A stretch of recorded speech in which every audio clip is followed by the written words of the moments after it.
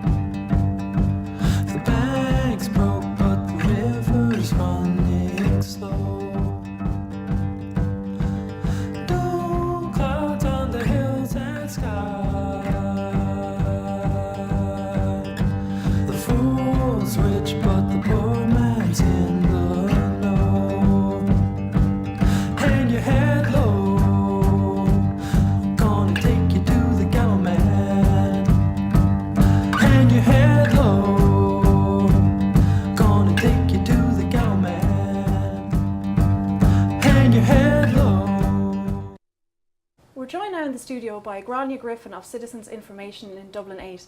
So first of all, Grainne, can you just explain a little bit about what Citizens Information is? Citizens Information is a nationally available service that gives out advice and information to people on their rights and entitlements. So we cover absolutely everything in terms of local services that are available and then nationally available rights and entitlements like social welfare rights and rights to health services. So have you seen an increase in the need for this service recently in the last year or so? Or? Well, I'm based out at the Dublin 8 office and we work mainly in Meath Street, which is in the south inner city. So we've always had a huge demand for our services and it's always been a really busy office. But we've definitely seen that there's been a change in the types of people who come in to use our service and the circumstances.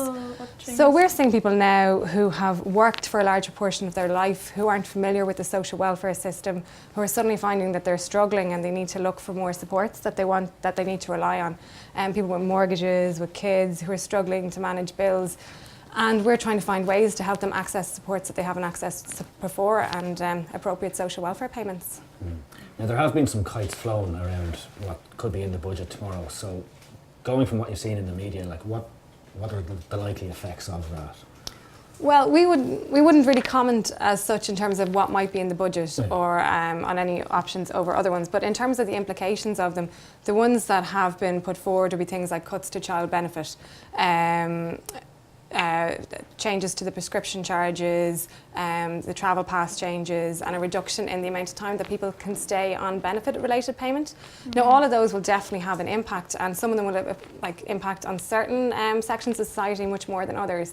So changes on child benefit, the changes in the means test for one parent for people who are working that are due to come into place anyway from last year's budget, all of those things are going to have a much harder impact on low-income families and on single-parent families who are disproportionately cut by those kind of things anyway. They're much more likely to be living in poverty than a family with 2 parents. So all of those things are going to have an impact. Things like the social insurance payments and cutting those down, they're going to have an impact on people who are working and have been paying PRSI. Like traditionally what you would have seen in Ireland was a social insurance system where people are working, they're paying a social insurance contribution. And from that then you have quite a lot of security. You have a pension when you reach a certain age, you have illness benefit related payments, you have job seekers benefit if you lose your job. But over the last number of budgets, they've gradually been reduced bit by bit. So and this time it's just a case of it being reduced? If it happens again, like so we've gone from where job seekers benefit was available for 2 years down to 1 year, down to 9 months for in certain cases, and potentially it might be reduced further tomorrow.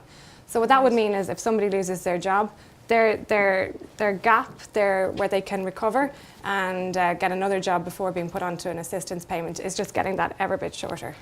And that is supposed to be a social insurance, so at this stage, is there much point? What are you getting for paying this insurance? Well, people will be getting less. I suppose that's what it's going to come down to. People will be getting less, and PRSI rates won't be changing. So you mentioned already that it's going to impact certain people in society more than others. I wonder, would that have an impact on elderly people? Well, elderly people are just very vulnerable. Do you know, they're not in a position to go out and get a job. They're not in a position to increase their hours. They tend to be affected more by things like the weather, by increases in the price of heating, by increases in cost of medical care. All of these things are going to affect them more. And things like changes to the household budget package, things like changes to prescription charges, any further cuts to fuel allowance, they're all going to hit older people. I mean, that's who will be affected by them. Things like the travel pass and stuff, which has been flown, I don't know if we're really expecting to see that come in. I mean, something like that it would have a massive, absolutely catastrophic effect for some people who would be very, very isolated. I would certainly hope that we're not in a situation where we're going to really see that yet. Hopefully not. Another group you already mentioned is the single parents, and you reckon they're one of the most hardest hit out of Absolutely, yeah, and particularly single parents who are maybe working part-time. Their disregard for earnings has been gradually reduced and is going to be reduced further. Supports like child benefit, they're more likely to be more dependent on. Single parents who are in rent allowance have seen their income massively decreased over the last number of years. If somebody's on rent allowance, they contribute a certain amount of their social welfare payment towards the cost of their housing, and that's tripled in the last number of years. Really? So somebody's now giving €30 of their social welfare payment towards their rent. And what's actually happening is, because the rent ceilings that are in place have been cut back, now you're not allowed to rent properties that have rents as high as you used to be able to do. But rents haven't fallen. In fact, they dipped slightly, but they are actually rising again. So people are now making arrangements to top up those payments with their landlord. So you could have somebody who's giving €30 a week anyway, and is then topping that up by a further 20 and 30 euros a week. So somebody's handing €60 out of a social welfare payment towards their housing cost. It doesn't leave much left. I'm afraid we're going to have to leave it there, Grainne. Thanks a million for coming. No problem. Okay, next up we have a video of Louise Baylis of Spark. Single parents are living in poverty. There is no two ways about it. At the moment, they get the same amount as somebody on the dole, €188, and then €29.80 a week per child. So people who think that having a child is a lifestyle choice and that single parents are having children, all for €29.80 a week, it doesn't make sense. Most lone parents have been hit last year with, if they were on rent allowance, their rent contribution went up to €30 a week. So in effect, they are actually only living on 188. Now everybody appreciates that, you know, pensioners are on €230 a week and they're struggling, and they are struggling, and they're entitled to a lifestyle choice, you know, a nice lifestyle after being there all their lives and working. However, a lone parent is on about €50 a week less than them. They have to feed and clothe a child on that. They don't have the household benefits package. They don't have the free travel. They have to provide books for their children. They have to provide activities for their children. We're living in poverty. There's just absolutely no two ways. You ask any lone parent how it is on a Wednesday. Bob Geldof wrote the song, I Don't Like Mondays. Any lone parent will tell you, I don't like Wednesdays. It's the day before they get paid, you know, their social welfare. Every lone parent will tell you Wednesday they don't eat dinner. Their children eat dinner, but they don't eat dinner. You know, maybe from Tuesday they're having toast, but certainly by Wednesday nobody's eating dinner. The children's allowance, because we don't have child dependent allowance, tax deductible childcare, what happens is we need the children's allowance to help us work. If that's cut, an awful lot of people will be forced to give up their jobs. If you take that the children's allowance has been cut and the income disregard, the amount we were allowed to earn before our social welfare was cut, have all been cut. In reality, it's forcing lone parents back into the home, and this is just going to consolidate what has gone on last year. It means testing is okay if they take into account people's mortgages and if they take into account people's childcare. But if they just bring in a standard, if you're earning over 60,000 a year and they're going to cut it, it's not fair, because there are two-parent families who are struggling at the moment. We're back now in studio with Joanna Tuffy, the Labour TD for Dublin Midwest. Joanna, you're very welcome. Thank you. First up, Joanna, on Sunday you had the Sunday Business Post Red Sea poll, and that showed that 88% of those polls wanted an increase in taxes on those earning over 100,000. It's not something that was widely covered on RTE and in other traditional media. Are we likely to see anything like that coming up in tomorrow's budget? Well, I don't. Well, I suppose you see from newspaper reports and I suppose anecdotal evidence as well. I don't think there's going to be any increases as such in relation to income tax was very much ruled out. But I mean, I don't think there's going to be the kind of change that, you know, someone like myself would have been suggesting, you know, in relation to an increase in the universal social charge. I mean, I don't know, I haven't been told that, but obviously that's what's being reported. But at the same time, there, you know, like the budget, like there's going to be measures to do with taxation. There's no doubt about that. So I suppose like there are lots of, you know, that, I mean, you know, when I called for that particular proposal about universal social charge, like it was just one possible measure. You this know, is the increase in social charge. Yeah, I was suggesting that there's a 3% surcharge that applies to the self-employed and that could be extended to all other income earners who earn incomes in excess of 100,000. But I mean, it was just a suggestion. I mean, it was one of many different possibilities.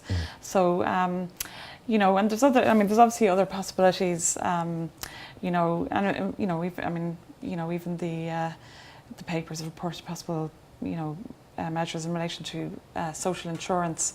So, you know, there's lots of different ways that the government could try and target the higher paid. So, like, you know, there may, you know, I mean, I would obviously be hoping that, you know, the overall impact at the very least wouldn't widen, you know, gaps in incomes and, you know, obviously if at all possible that it should be progressive, you know. I mean, you know, I mean, the other side of it is because there's a commitment to the programme for government that there wouldn't be an increase in, you know, there'd be increases in income tax. Personally, I don't agree with that, but it's in the programme for government. And also there is a commitment which I do agree with, is that you know, the basic social welfare payments, you know, shouldn't be reduced. You know, for example, the government a couple of years ago, when it needed to make savings in the budget, it took €8 on average off every single social welfare payment, you know, and that included, you know, job seekers, you know, the carers payment and so on. So like, you know, I actually think in terms of trying to, you know, bring about more income equality in Ireland, I actually think protecting social welfare incomes here is a very important part of it. So, you know, that would be another thing I'd be anxious myself to see in the budget tomorrow. We have a situation now where, like, obviously there's a 3.5 billion adjustment, and I think over the last, 4 years, there's been over 20 billion adjustments made to the economy. And this year alone, we've given something in the region of 20 billion to the banks. Now, I mean, like, is this sustainable, or is it a case of we're destroying the country in order to save the banks? Well, I don't think, I mean, we're also, you know, the measures are partly related to the banking debt, but not entirely. And, you know, much of, you see, we're taking in less tax than we're spending. So we've been very much helped out in terms of meeting the deficit by, you know, the money that we're being lent by, you know, through the Troika agreement, you know. So like, it's, you know, we have to do it because we're being lent money on the basis that we will, you know, reduce our deficit over a number of years. And like, the thing is, we're actually, like, that is one thing we are achieving. So like, if we keep to that and, you know, we get to the stage where we can exit the Troika arrangement and lend money on the private markets or, you know, from other sources, like, you know, that will be a good achievement. That will be a great boost to our economy. It'll give the government a lot more scope in terms of what it does. You know, like, this is going to come, like, this kind of massive, you know, money being taken out of the economy is actually going to come to an end, you know, in the next couple of years, hopefully. And, you know, so there will be light at the end of the tunnel. Now, I mean, as regards whether the approach is right, you know, I do think there's a need, you know, obviously for more spending, because one of the issues obviously is that more people would have employment. If there were more jobs, if more people had jobs, well, there would be less reliance on social welfare, less reliance on, you know, public services, and, you know, like, obviously there'd be more tax paid into the economy. So, like, I feel that the government has a bigger role than it's been playing, you know, to date in that regard. And that, I mean, I feel that at the European Union level, there needs to be an attempt to start investing in creating jobs. Is there any details of what's likely to be coming up in the budget other than what has already been reported by the press? Well, yeah, well, that's all. I mean, I wouldn't have any more detail than what's in the press. Like, I mean, we know that, like, You're there's not being told, no? We're not being told, because I suppose, that's always been the way. Like, you know, that. I mean, the ministers are not allowed, or they, you know, like, I mean, ministers have had to resign in the past over leaks about the budget, you know, so we're not being given specifics, but we know there's going to be like a property tax, and we know there's going to be savings made in the different departments. There was talk in the media today, I saw it on RTE, that some of the Labour backbenchers might be voting against the budget. Do you think that's likely? Would there be many of them? Well, I don't foresee that, you know. So will you be voting for it? Well, I mean, you know, I suppose I don't like to say what way I'll vote before a particular thing happens, but, you know, before I even know the detail myself. But, like, you know, the reality is you have to weigh up the good and the bad. And, like, it's going to be a difficult budget, but you have to look at the overall effect of it. And, you know, the government has a task to do. Like, if any other party was in government, you know, it's very unlikely it would be doing things much differently, you know. I mean, there might be differences in terms of particular measures, but like any government now, like, I mean, if you look at what's happening in other countries like Greece and Spain, like every government now that's in, you know, an economy that's in trouble, like Ireland, is having to make adjustments. They're having to reduce their expenditure. So like any government would probably do that, or else, you know, where would they get the support from? You know, we're not here on our, you know, we're not autonomous and isolated. You know, we have to do things in cooperation with the other European countries. Well, unfortunately, we've just run out of time, I think. Right, okay. So what we have now is on Saturday there was a conference organised by the Anglo Not Our Debt campaign. So we were down there and we had a look. And here's a short video of what happened.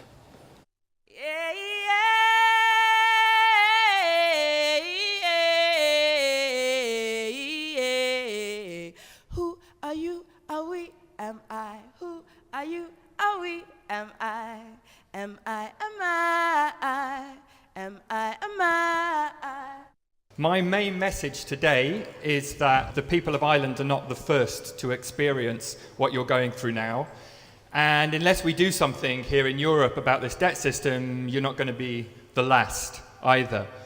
And that the way that debt has been used to impoverish people and control societies across the world is part of a project that goes back at least 30 years, I mean many more in some ways.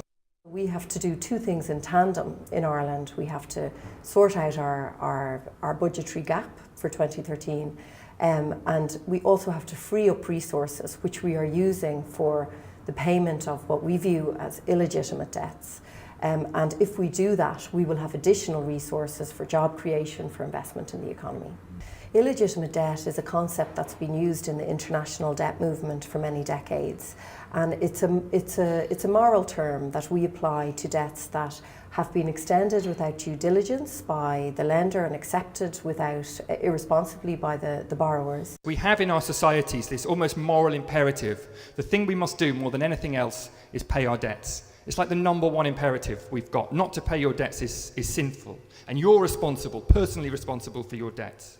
And this gets translated onto a national scale as well. So when our leaders tell us we all partied and now we've got to make the cuts and we've got to live with that and we've got to, you know, we went a bit crazy there, so we're going to have to cut back and tighten our belts. This is all part of the morality of debt. The Irish government, in propping up Anglo-Irish Bank, which is a nationalised bank which we own as the people, gave these IOUs or promissory notes in order to assure the European Central Bank and the Irish Central Bank that they would be repaid emergency liquidity assistance, which was extended to Anglo-Irish Bank when it became clear that Anglo-Irish Bank is insolvent. Our own central bank, with the blessing of the European Central Bank, created the money, gave it to Anglo, who paid its bondholders.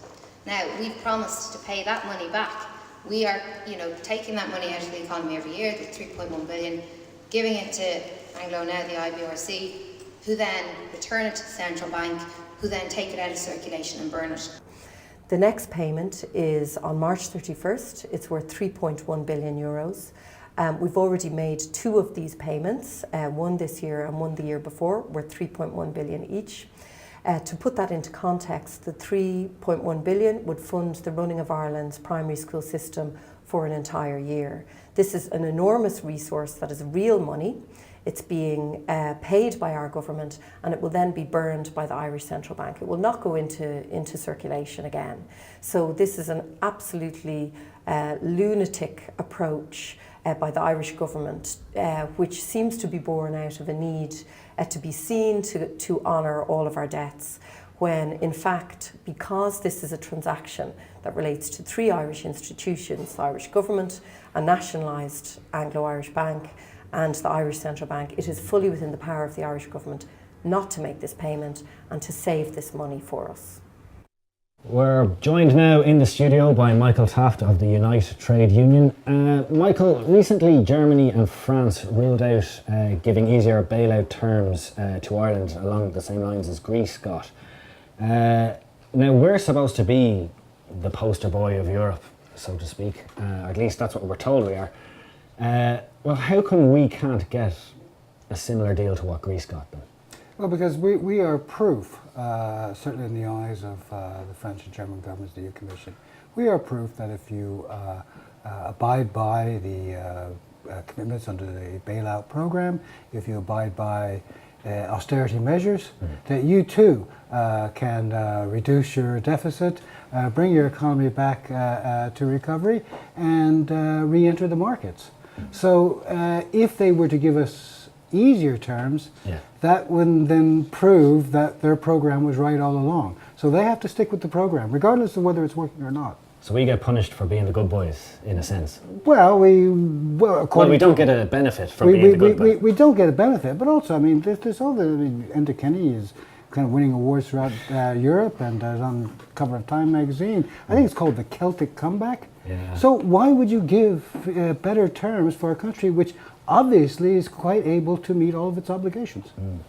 Well, I don't know if we're meeting all of our obligations. I said that with a bit of tongue-in-cheek. Yeah. Like, for instance, the Czech exchequer returns have come back in, and the tax intake is lower than it was expected it would be. I mean, have we reached a sort of critical mass in our tax intake where we can't get more, or are there other avenues that haven't been looked at that need to be looked at? For instance, say the corporation tax.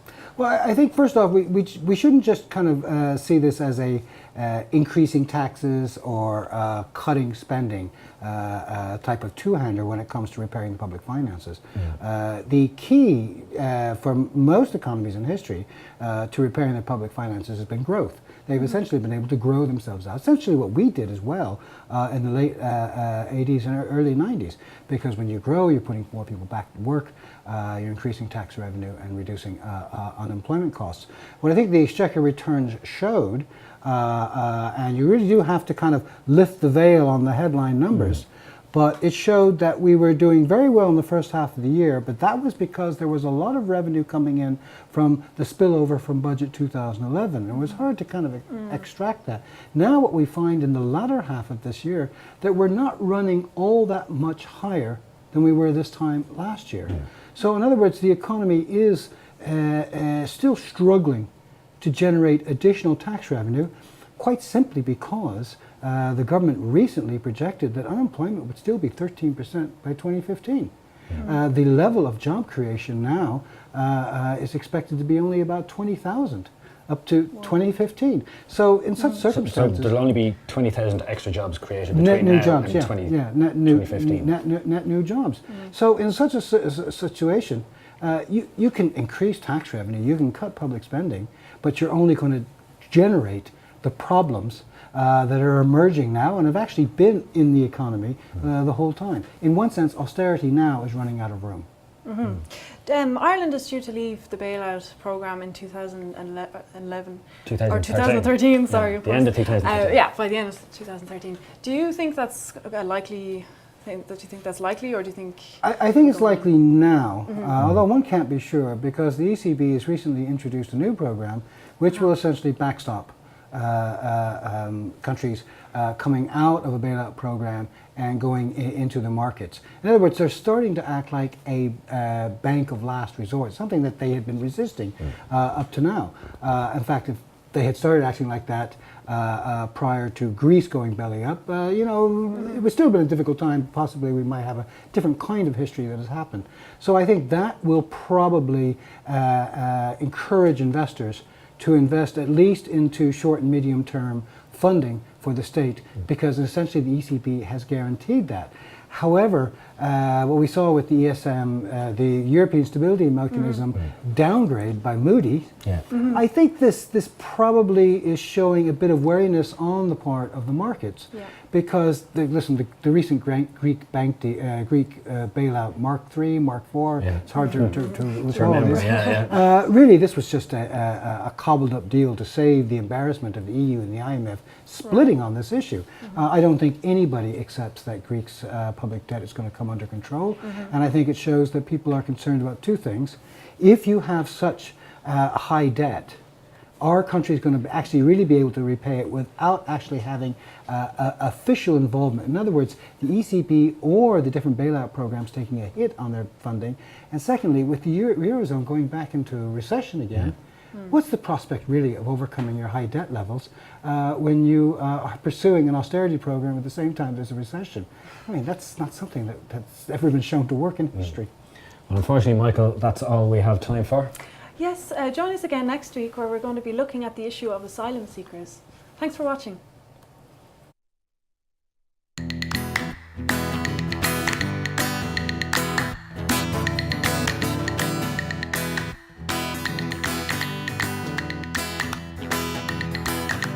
What's the cost of your own slavery? Cities of the world wide whipped into the street.